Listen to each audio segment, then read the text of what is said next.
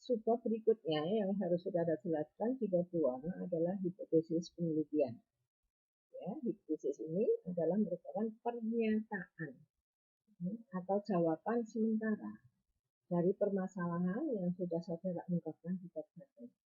Ya, sehingga perannya selain memandu penelitian, nanti pada akhirnya juga bisa digunakan untuk membuat kesimpulan. Bagaimana hipotesis yang baik? Tentu saja hipotesis itu bisa untuk menjawab tujuan penelitian, ya, di mana nanti pernyataannya bisa deskriptif, bisa eksplanatory. Selain itu, hipotesis yang saudara sudah tulis itu harus bisa diuji secara empiris. Yang harus saudara pahami adalah saudara bisa membedakan antara hipotesis penelitian dan hipotesis statistik. Kalau hipotesis penelitian itu ada di bab 2, saudara tulis setelah kerangka pemikiran dan ditulis dalam bentuk kalimat pernyataan. Ya, pernyataan bukan pertanyaan, ya. Kalau hipotesis statistik itu nanti ditulis pada saat kita membahas bab 3, ya. Teknik analisisnya bagaimana dan sebagainya. Yang harus saudara perhatikan nanti pada saat saudara menulis proposal, itu harus ada konsistensi antara rumusan masalah yang saudara tulis di bab 1 dan tujuannya, kemudian hipotesis penelitian yang sudah tulis nanti di bab 2 setelah kerangka pemikiran. Saya berikan contoh, misalnya permasalahannya, apakah terdapat pengaruh positif signifikan FDR terhadap ROA? Misalnya itu ada di butir 2. Maka di tujuan, ya, di subbab tujuan, saudara juga harus menulis di butir kedua, mengetahui besarnya pengaruh atau signifikansi LDR terhadap ROA.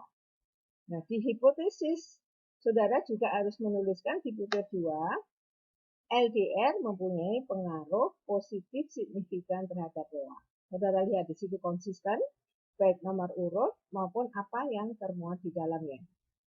Berikutnya, kalau saudara penelitiannya bukan pengaruh tapi uji beda, sama rumusan masalahnya, apakah terdapat perbedaan signifikan variabel ROA bank-bank setelah go public. Tujuannya ya mengetahui perbedaan atau signifikansi perbedaan ROA setelah go public. Hipotesisnya terdapat perbedaan signifikansi ROA pada bank-bank setelah go public.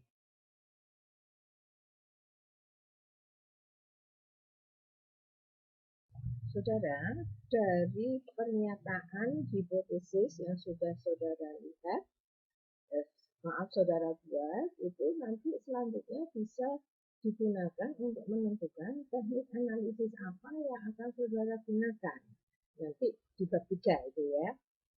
Nah, contohnya misalnya di sini, hipotesis penelitian yang pertama, variabel LDR, LAR, dan semua variabel, ya, yang digunakan secara bersama-sama memiliki pengaruh signifikan terhadap variabel K. Kemudian variabel ROA memiliki pengaruh positif signifikan. Variabel NPL, APV BOBO secara parsial memiliki pengaruh negatif signifikan. LDR, LAR, IRR secara parsial mempunyai pengaruh signifikan. Ya, jadi bisa positif, bisa negatif. Nanti saat saudara menulis di proposal, masing-masing variabel harus ditulis pada butir terpisah, ya, jangan dijadikan satu seperti di contoh ini. Nah, dari hipotesis itu, sebagaimana saudara sudah mempelajari di statistik, hipotesis, maka kita gunakan analisis frekuensi berganda. Hipotesis yang pertama, karena menguji bersama-sama, kita pakai uji F. 2, 3, 4, karena secara parsial, maka kita pakai uji T, ya, baik itu sisi kiri, kanan, maupun dua sisi. Saudara, karena nanti pada saat saudara menyusun bab 2, itu kan harus menulis penelitian sebelumnya yang saudara uji. Maka terkait dengan itu, ada tugas pertama, yaitu saudara membuat telaah jurnal. Satu jurnal aja, tentu saja sesuai dengan topik penelitian saudara. Saudara tuliskan nanti judul penelitian yang ada, yang saudara rujuk itu apa, kemudian itu dimuat di jurnal apa, ya, misalnya JBB, ya, nomornya berapa, halaman berapa. Kemudian dari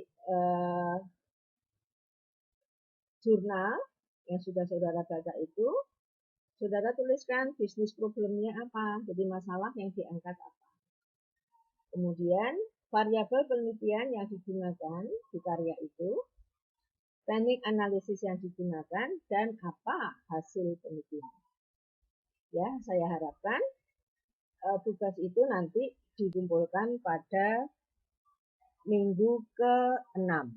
Nah, saudara hanya informasi aja di slide berikutnya itu adalah nanti yang saudara kumpulkan di saat QT.